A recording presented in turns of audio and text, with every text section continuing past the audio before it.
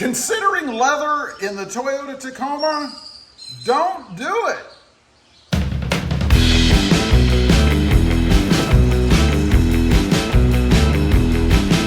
Well, good afternoon, everybody, and welcome back to Robmotive.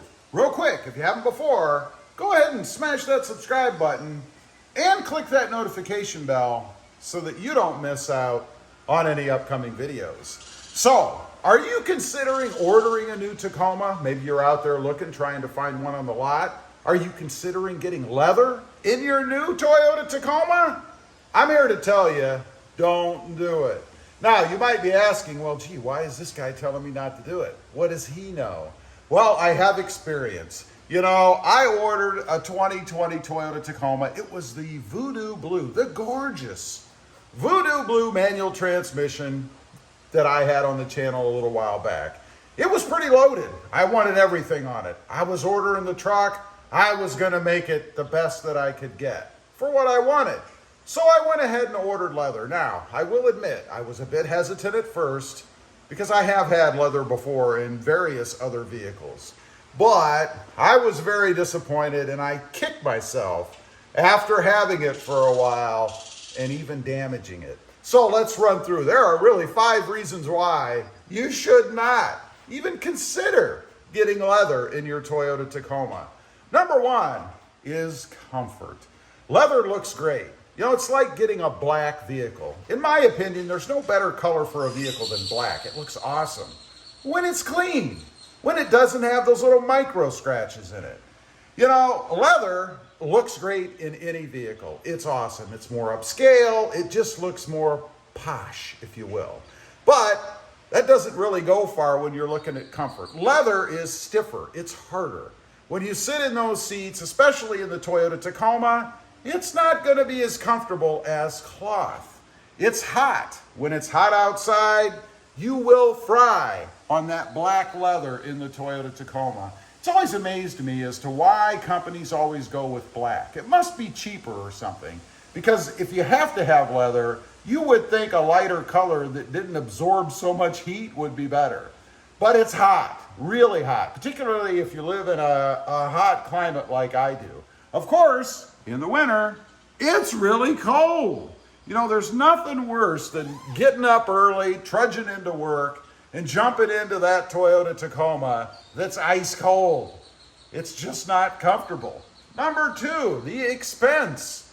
You know, for all these not so good things, I think, you're gonna spend more money to get it.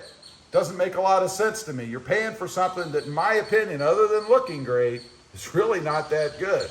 But you're gonna pay more money. There's an upcharge for leather, obviously. It's more expensive, and they're gonna charge you more for it.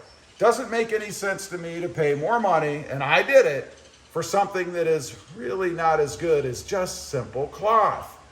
Number 3, leather care. You know, there are things that you really should be doing if you have leather seats. Number 1, you should keep them clean so that you don't get things on the seat that can damage the leather. That means you should use chemicals to treat it, to keep that leather as soft and supple as you possibly can. And make sure that it doesn't get damaged. Now that means you have to buy the chemicals, you have to spend the time doing it, you have to wait for it to dry, to cure. You hope that you don't put a chemical on that's gonna damage something. You have the stench of those chemicals on the seats. And if you're like me, I'm not really huge into cosmetic care. You know, I don't wash the truck a lot, frankly, because I don't like to do it. And it seems to me it just gets dirty the very next day. I will tell you, just last week, you know, if you're not familiar, I have another channel. It's Robmotive MT for mini trucks. And I bought a Hyundai Santa Cruz. And what I typically do when I get a new vehicle, I bring it home and I wash it and I wax it just to make sure that I can see if there's any issues in the paint that maybe I need to go back to the dealership on. But I washed it, I waxed it, and that night it rained. And it looked just as dirty as it did before I spent all that time washing and waxing it the day before. That's really why I don't like washing and waxing vehicles. And I certainly don't like taking care of leather seats. Number 4, covers. You know, it's surprising to me, really. There are a lot of people out there who put covers on their seats. And I know people do it to protect it. If you're out off-roading, or maybe you use the truck for work, maybe you're in construction, who knows, whatever it is that you do, but a lot of people put covers on the seats. And of course, when you put a cover over leather, there's going to be some friction there when you get in and out. I mean, nothing fits skin tight against the leather. So it's gonna constantly be rubbing. Now, I have found, and I don't know if it's just Toyota with the Tacoma or maybe all seat manufacturers, but that leather is pretty thin. And it doesn't take a whole lot of wear before it starts to wear. Doesn't look good when you pull those covers off, if you ever do, and that leather is damaged underneath from the seat cover. Another little caveat there, I have a question for everybody out there. Why put covers on a brand new leather seat to protect it for the next owner? Why not use it yourself and put the covers on if you have to, because it's damaged and you want the truck to look better? Just something I've never understood. You know, I had a grandmother. She would actually put a clear vinyl on her car seats to protect the seats. They were horribly uncomfortable. That made the seats really hard and slippery. I remember as a little kid, and this is many years ago, sitting in the back seat and constantly having to readjust myself because that vinyl was so slick, you'd just slide down the seat. She did it to protect the seats for resale. I always thought, even as a little kid, why not enjoy them yourself? You know, you paid for it. Now you're not even enjoying them because it was so horribly uncomfortable. Number 5, durability. And by the way, we're going to take a look at my seats here in just a minute. I have a little story for you right now. Durability is the next thing. Scratches, scuffs, tears, and here's my story. You know, I told you I had a 2020 with black leather. The only color you can get on the Tacoma, I think. But I had noticed that I was getting some scratches on the corners of the sides of the seats, right in this area here and right up here. And I could not figure out why. I was really almost blaming Toyota for it, that the leather was so cheap that it couldn't even stand me getting in and out of the truck. No, that was not the problem. The problem was I had those rivet buttons on the back of my shorts, and one of them had bent.